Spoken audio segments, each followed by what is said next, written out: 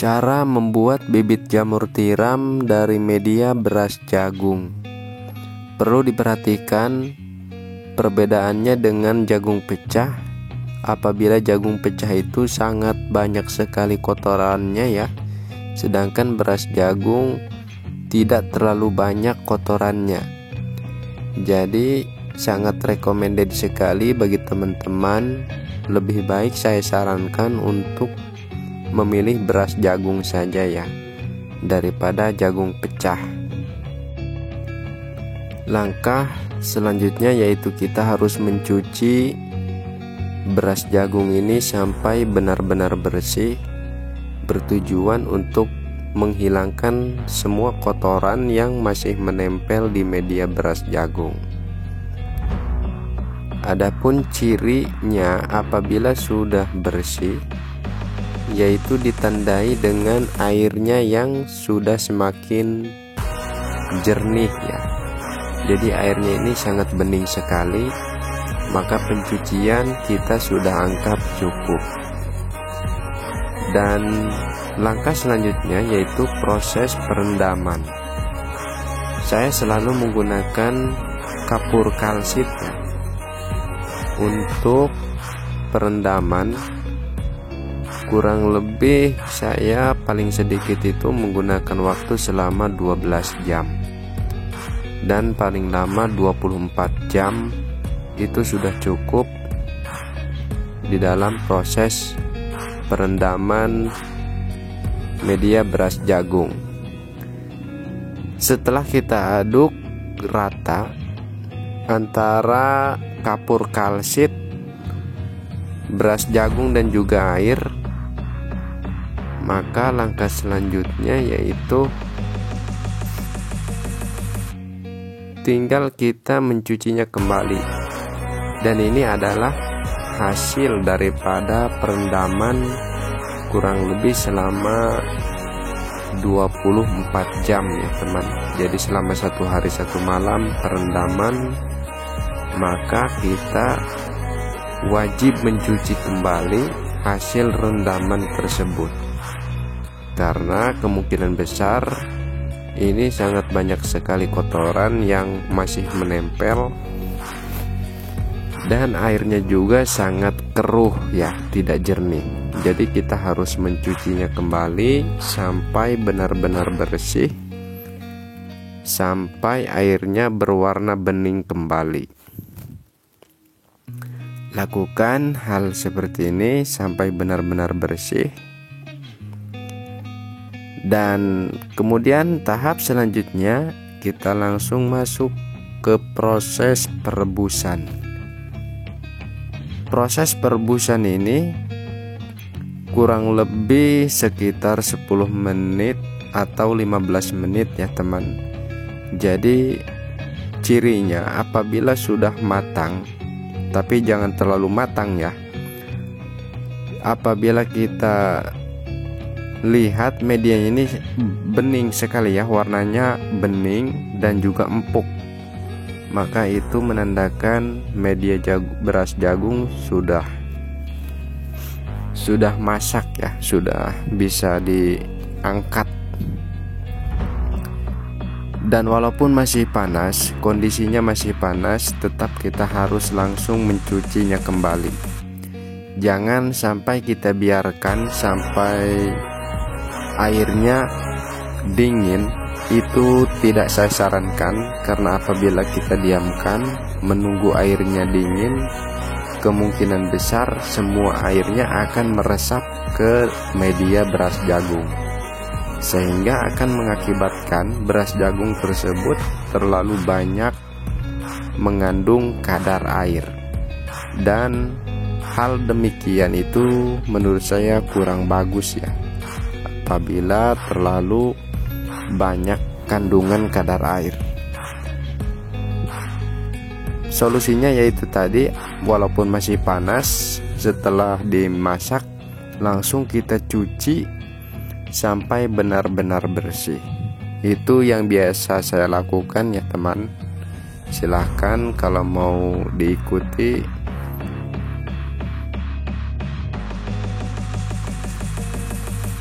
Apabila proses pencucian setelah proses perebusan, maka langkah selanjutnya yaitu kita akan masuk ke proses penirisan. Proses penirisan bertujuan untuk mengeluarkan dan mengurangi kadar air yang terkandung di dalam media beras jagung selama beberapa jam kemudian. Setelah itu, yang perlu kita siapkan yaitu serbuk gergaji yang halus yang sudah kita ayak. Ini sangat penting sekali ya teman, memilih serbuk gergaji yang halus. Pertama kita harus mengayaknya supaya tidak ada kotoran yang nantinya akan tercampur di dalam proses pembuatan bibit. Setelah itu kita tambahkan bekatul ya. Bekatul ini adalah salah satu nutrisi.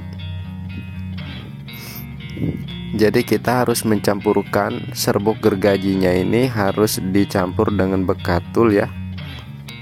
Karena bekatul ini adalah salah satu media yang bisa menambah nutrisi di media bibit. Dan kemudian setelah kita aduk sampai rata, maka langkah selanjutnya yaitu kita memasukkan media beras jagung yang sudah tadi kita tiriskannya. Biasanya walaupun ditiriskan, beras jagung ini apabila tidak dijemur maka kandungan airnya sangat tinggi ya. Jadi apabila kita campurkan dengan media serbuk yang sudah dicampur dengan bekatul, maka kandungan airnya pun kemungkinan tidak usah ditambah kembali ya. Untuk mengukur kadar air, yaitu apabila kita kepalkan tidak mengeluarkan air ya. Tetapi apabila masih kekurangan air, silahkan teman-teman bisa menambahkannya kembali ya. Tambahkan sedikit air juga boleh. Intinya kandungan air itu apabila kita kepalkan tidak mengeluarkan air, maka media sudah cukup. Selanjutnya yaitu proses pengemasan atau memasukkan media bibit ke dalam botol ya. Hal ini sangat penting sekali, jangan terlalu padat dan jangan terlalu gembur di dalam proses pemasukan bibit. Dan hal yang terpenting lagi yaitu kita harus membersihkan botol bibit yang akan disterilkan dengan menggunakan tisu. Hal ini sangat penting supaya tidak ada kotoran yang menempel yang bisa mengakibatkan kontaminasi atau spora jamur liar menempel di media botol. Apabila sudah selesai kita masukkan ke dalam botol, maka kita akan melakukan proses sterilisasi ya, atau proses pemasakan dengan ketinggian air yaitu 10 cm dari bawah sarang. Hal ini sangat penting sekali, pengukuran air ya. Dan adapun lamanya proses sterilisasi, saya biasanya menggunakan waktu selama 4 jam dihitung setelah. Jadi dihitungnya yaitu pas barnya meningkat ya teman, apabila sudah kencang sekitar 4 jam. Maka apabila sterilisasi sudah selesai selama 4 jam, maka media harus kita tunggu sampai dingin. Apabila media bibitnya ini sudah dingin dan sudah tidak panas ya, maka langkah selanjutnya yaitu proses inokulasi atau proses pemberian bibit F0.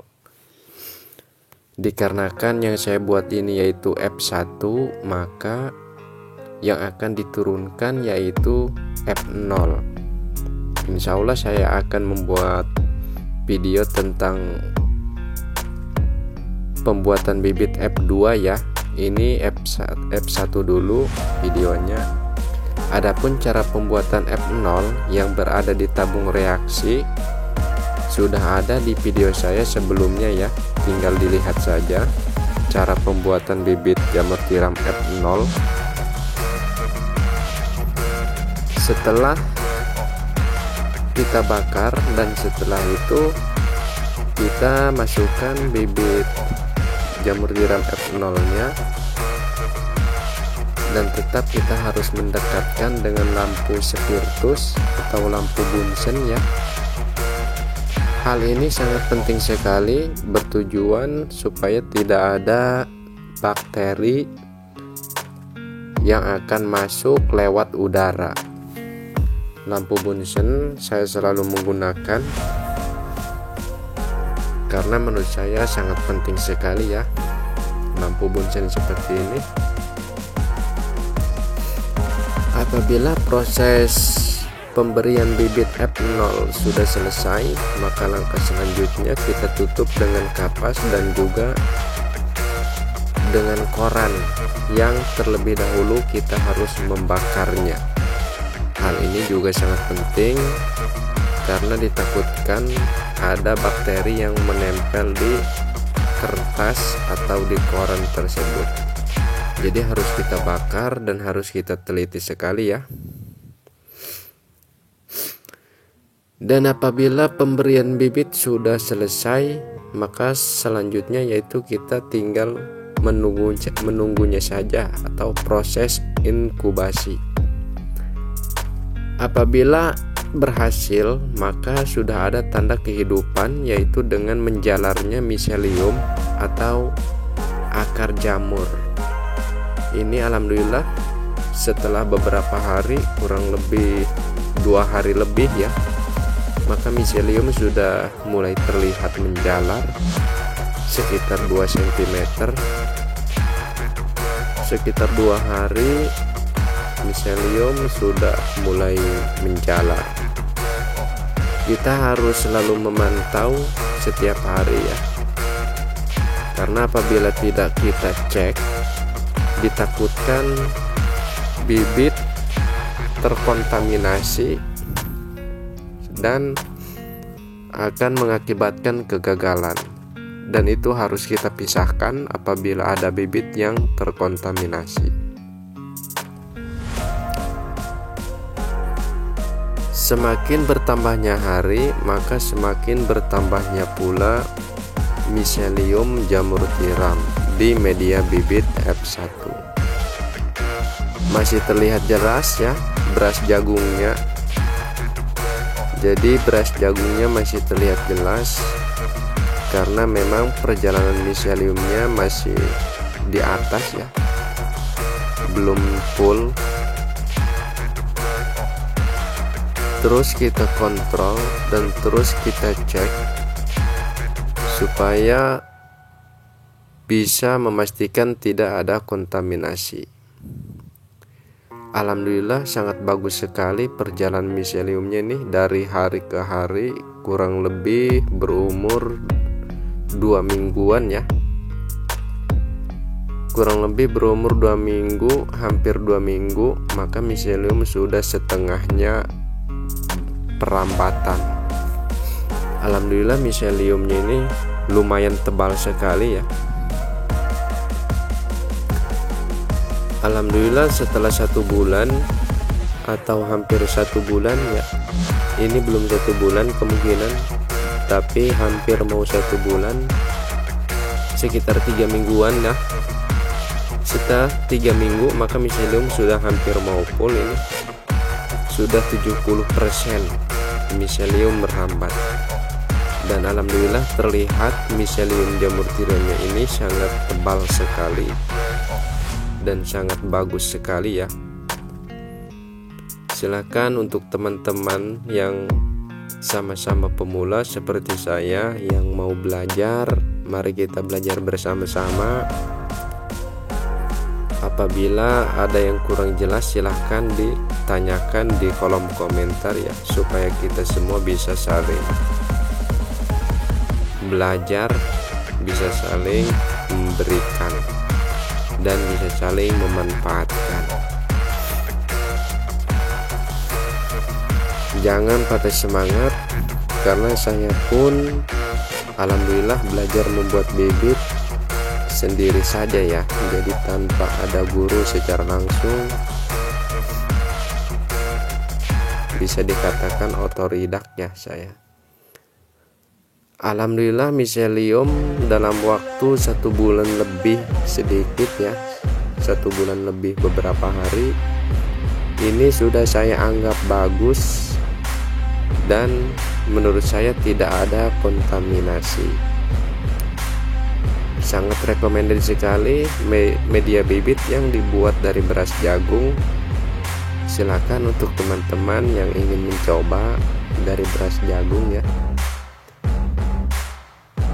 Yang di botol ABC juga sangat bagus, tapi belum full dikarenakan mungkin tinggi ya. Botolnya ini tinggi, maka perjalanan miselium untuk fullnya itu tidak akan sama. Baik teman-teman, mungkin hanya ini yang bisa saya bagikan untuk teman-teman khususnya yang ingin masih belajar ya.